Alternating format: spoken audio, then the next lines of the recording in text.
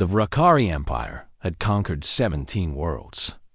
They were the most powerful force in the galaxy. Their ships were massive, their weapons were deadly, and no species had ever defeated them. When they arrived at a new planet, they always did the same thing. They would appear in the sky with their warships. They would demand surrender. And every single time, the people of that world would kneel. High Overseer Calith stood on the bridge of his flagship.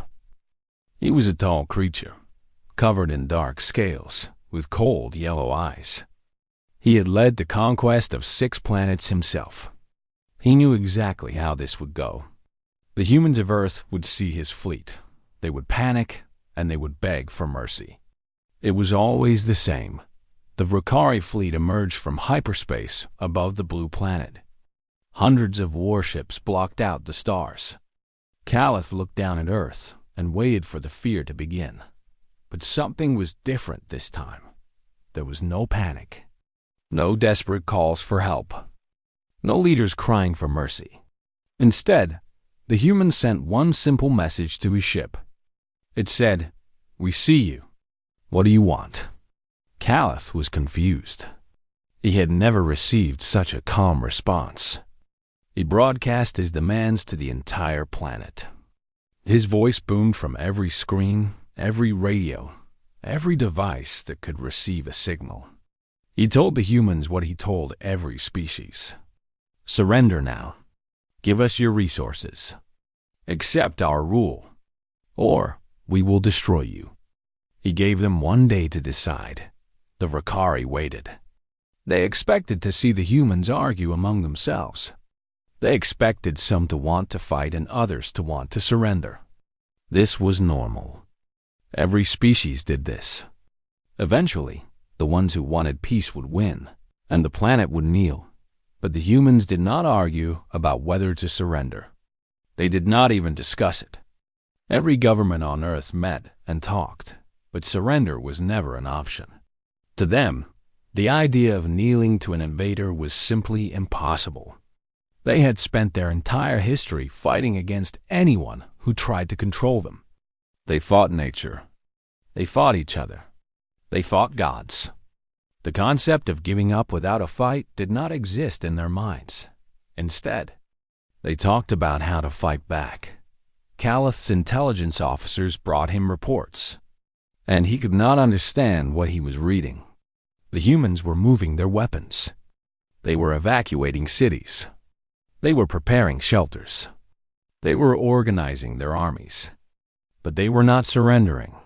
Not a single leader on the entire planet had agreed to kneel.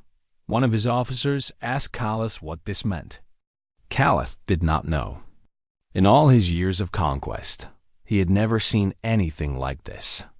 Every species understood that fighting the Vrakari meant death. Every species took survival over pride. Why were these humans different? As the hours passed, Calith began to feel something strange. It was a feeling he had not experienced in a very long time. It was doubt. The deadline arrived. Calith waited for the surrender message. It did not come. Instead, the humans sent a different message. It was short. It was simple. It said, "We will not kneel. Do what you must." Calith stared at the message for a long time. Then he gave the order to attack. He chose a large city by the ocean. His ships would burn it to ash. This would show the humans what happened to those who defied the Vrakari. After they saw the destruction, they would surrender. They always did. The bombardment began. Fire fell from the sky. The city burned, and then something impossible happened. Before the Vrakari could finish their attack, weapons rose from the ocean. Human submarines had been waiting. They launched their missiles at the Vrakari fleet. The missiles were primitive. They carried nuclear warheads that the Vrakari shields could easily stop.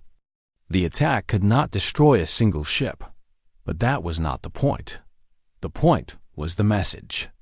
The humans knew they could not win. They knew their weapons were weak, but they attacked anyway. They fought back even when they had no hope of victory. They were telling the Vakari something important. We do not bow to monsters. Across the planet, radio operators sent that message into space. Satellites broadcasted. Even old space probes carried the words outward into the galaxy. In 100 different languages, humanity spoke with one voice. We do not bow to monsters. Calith watched the nuclear explosions flash against his shields. He felt that strange feeling again. It was stronger now. He was beginning to understand that this conquest would not be like the others.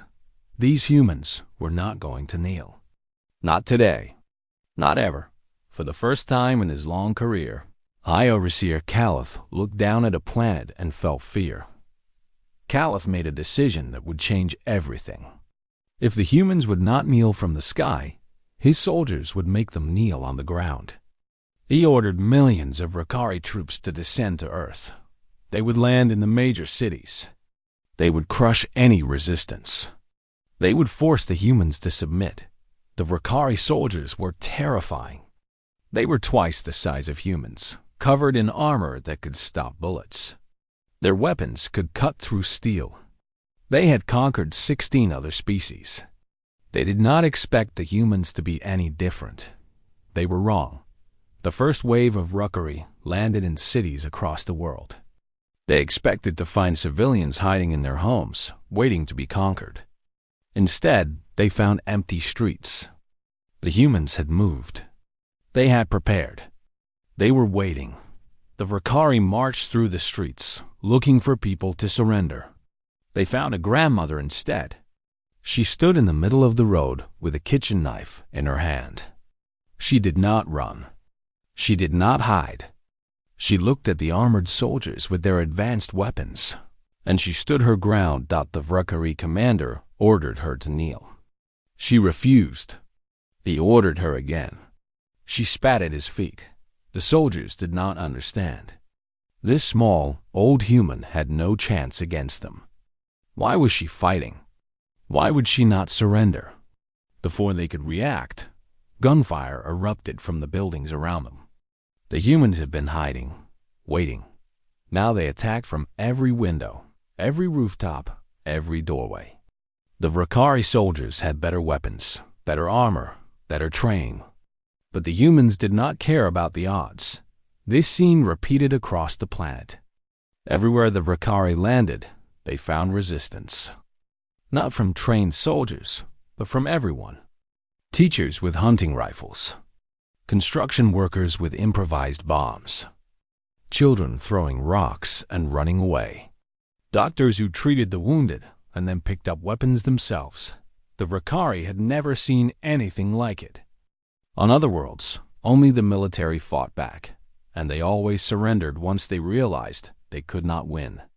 But humans did not have that line. There was no point where they stopped fighting. When soldiers fell, civilians picked up their weapons. When adults died, teenagers took their place. When organized resistance was crushed, lone individuals continued the fight. A Vakari intelligence officer studied the humans and tried to understand. He discovered something that shocked him. Throughout human history, they had always been like this. They had fought wars for thousands of years.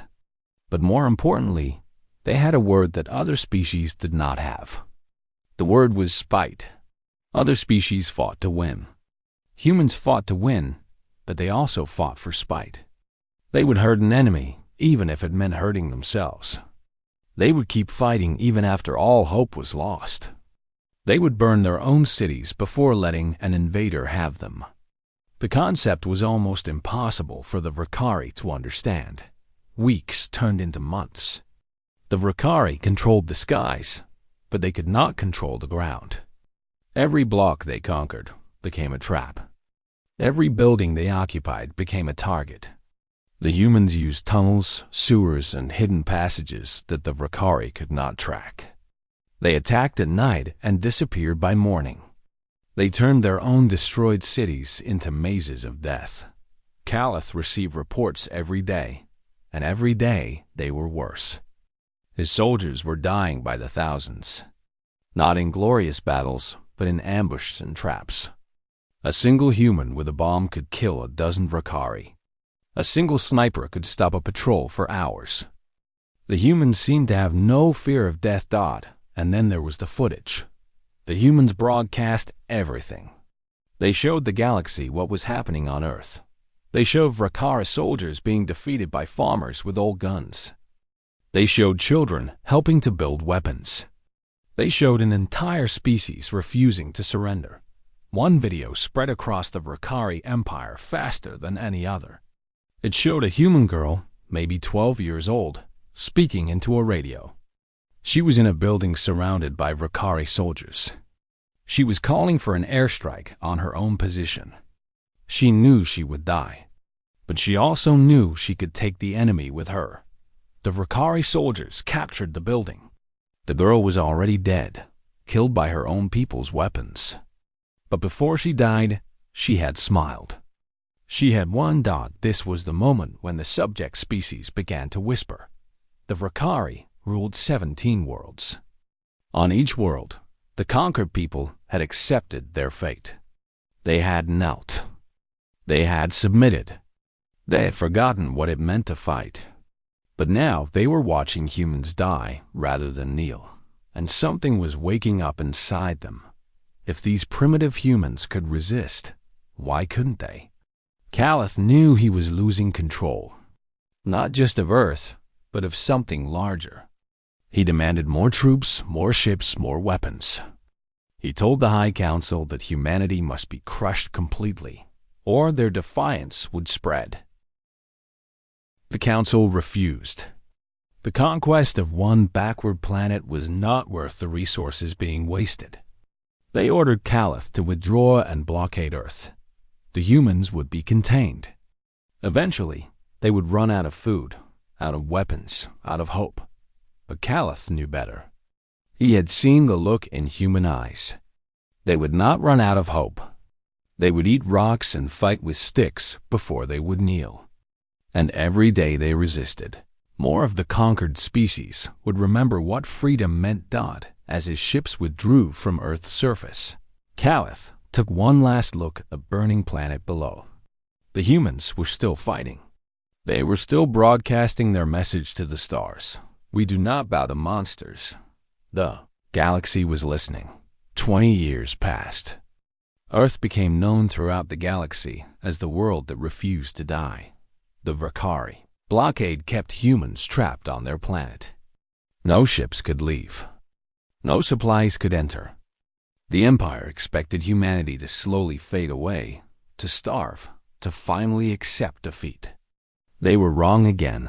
The humans did not waste those 20 years. They learned. They adapted. They built. Using captured Vakari technology and their own determination, they created new weapons and new ships.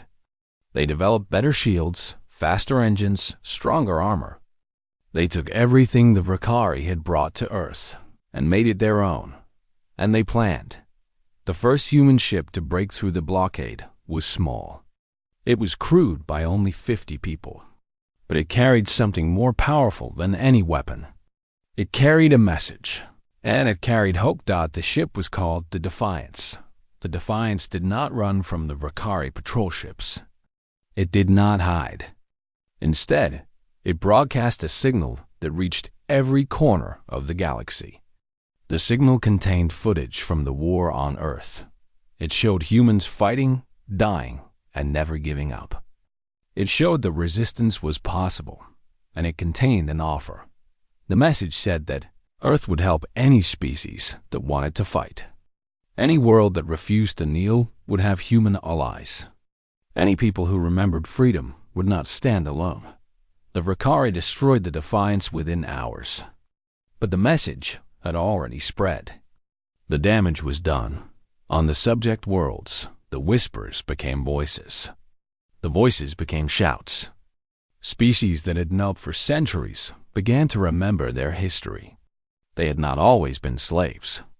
Their ancestors had fought and died for freedom, just like the humans. The Vakari had taught them to forget. But now they remembered. The first rebellion started on a world called Kethris. The Kethrani were a small species, easily conquered. They had served the Vrukari for 200 years. But a young Kethrani had seen the footage from Earth. She had watched the grandmother stand against soldiers with nothing but a knife. She had watched the child call down fire on her own head.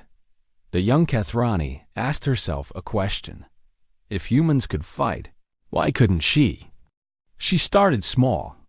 She talked to friends. She shared the human footage. She asked others the same question. Word spread quietly, carefully, until thousands of Kethrani were asking the same thing. Then they acted. The Kethrani uprising was not a military victory. The Vrukari crushed it within weeks. Thousands died. The young Kethrani who started it was captured and executed. But before she died, she sent a message to Earth. She thanked them. She said that even in defeat, her people had remembered how to stand. More ships broke through the blockade. More humans reached the stars. They did not come as conquerors. They came as teachers, as allies, as friends. They landed on subject worlds and told stories of Earth. They helped local resistance groups. They shared technology and tactics.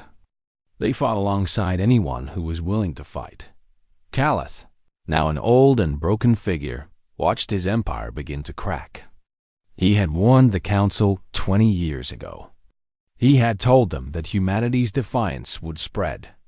No one had listened. Now rebellions were breaking out on world after world. The Vrukari military was stretched thin, trying to stop uprisings everywhere at once. Resources that should have been used for conquest were being wasted on keeping their own subjects under control. But the worst part was the change in how people saw the Vrukari. For centuries, they had been seen as unstoppable. Their power had seemed absolute. Subject species had believed that resistance was impossible. The humans had proven that belief wrong. They had shown that the monsters could bleed. They had shown that courage mattered more than technology. They had given the galaxy something it had lost long ago. They had given it hope. On a dozen worlds, statues of Vrukari leaders were torn down. On 100 worlds, the human message was repeated. On 1,000 worlds, people looked at their children and decided that they deserved better than slavery. We did not bow to monsters. The phrase appeared everywhere. It was written on walls, whispered in secret, shouted in the streets during riots. It became more than words. It became a promise, a vow, a declaration of what people were willing to die for.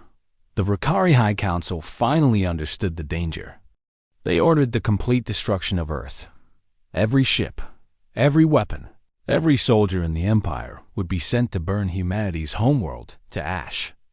If the symbol was destroyed, perhaps the rebellions would stop. But it was too late. By the time the Vrukari fleet arrived at Earth, they found something unexpected. The humans were not alone. Ships from a dozen liberated worlds had come to help. Former subject species had sent their own vessels, their own soldiers, their own hope to stand beside the creatures who had taught them to fight. The battle for Earth lasted 3 days. It was the largest battle in galactic history. Millions died on both sides. Vrukari ships fell from the sky like burning stars. Human cities were destroyed and rebuilt and destroyed again. When it was over, the Vrukari fleet was broken. Not destroyed completely, but damaged beyond recovery. They limped home to find that their empire was in flames. World after world had risen up while their military was away. The Vrukari Empire, which had ruled the galaxy for 1,000 years, fell apart in less than 1 dot, and throughout it all, on every world, in every language. One phrase echoed across the stars. We do not bow to monsters. The Galactic Assembly met for the first time on a space station built by a dozen different species working together. It was a place of hope, a symbol of what the galaxy could become now that the Vrukari Empire had fallen. Representatives from 30 worlds attended. Some were from species that had been free for only a few months. Others came from planets that had never known Vakari rule and wanted to join this new alliance. And at the center of it all, where the humans. The human ambassador was a woman named Sarah Chun. She had been born during the first years of the war, when Vakari bombs fell on her city every night. She had grown up fighting. She had lost her family, her home, and nearly her life. But she had never lost hope. Now she stood before the assembly, looking at the faces of creatures from across the galaxy. Some had scales. Some had fur. Some had no bodies at all, just energy given form. But all of them shared one thing. They were free. Sarah began to speak. She did not talk about the war. She did not talk about victory or defeat. Instead, she talked about the future. She spoke of cooperation, not conquest. She spoke of trade between worlds, not exploitation. She spoke of laws that protected the weak, not rules that served the strong. She spoke of a galaxy where every species could choose its own path, where no one would ever be forced to kneel again. When she finished, the assembly was silent. Then, one by one, the representatives began to stand. They stood for the humans who had shown them what courage meant. They stood for the millions who had died so that others could be free. They stood for themselves for the first time in generations. Calith watched the broadcast from his exile on a distant moon. He was old now, his scales gray and cracked. He had been stripped of his rank, his power, his pride. He was a symbol of the Empire's failure, kept alive only because executing him would make him a martyr to those who still dreamed of Vakari glory. He watched Sarah Chun speak, and he felt something he had not felt in decades: respect. Not for her words, but for what the humans had done. They had beaten him, not through superior weapons or greater numbers, but through something he still did not fully understand. A young Vakari journalist arrived at Calith's exile. She had been born after the war, raised in a galaxy already transformed by human defiance. She wanted to understand what had happened. She wanted to know why the Empire had fallen. Calith told her everything. He told her about the day he first arrived at Earth. He told her about the grandmother with the knife and the child on the radio. He told her about the years of fighting, the endless resistance, the refusal to surrender even when all hope was lost. The journalist listened. When he was done, she asked him one question. It was the same question her entire generation was asking. Why didn't they just surrender? They knew they couldn't win. They knew millions would die. Why did they keep fighting? Calith was quiet for a long time. Then he said something that would be repeated for centuries, written in history books and carved into monuments. Because they were human, he said. And humans don't know how to kneel. The journalist returned to the assembly station with her interview. She shared it with the human delegates, hoping they might have a different answer. Sarah Chun read Calith's words and smiled. He's almost right, she said. We know how to kneel. We just choose not to. The difference was important. Kneeling was easy. Surrender was tempting. When you were tired and scared and alone, giving up seemed like the only option. Every species in the galaxy had felt that temptation. Most had given in. But humans had learned something over their long, violent history. They had learned that giving up was never the only option. They had learned that courage was a choice, one that anyone could make. They had learned that a single person standing up could inspire millions to do the same. This was what they had given the galaxy. Not weapons or technology, but the knowledge that freedom was worth fighting for. The understanding that monsters could be defeated. The belief that tomorrow could be better than today. Years passed. The Galactic Assembly grew. Old enemies became friends. Species that had never met worked together to build something new. And at the heart of it all, a simple phrase reminded everyone why they were free. We do not bow to monsters. Sarah Chun eventually retired from politics. She returned to Earth, to the rebuilt city where she had been born. She spent her final years teaching children about the war, about sacrifice, and about hope. When she died, she was buried beside her family, in a cemetery filled with the graves of those who had refused to surrender.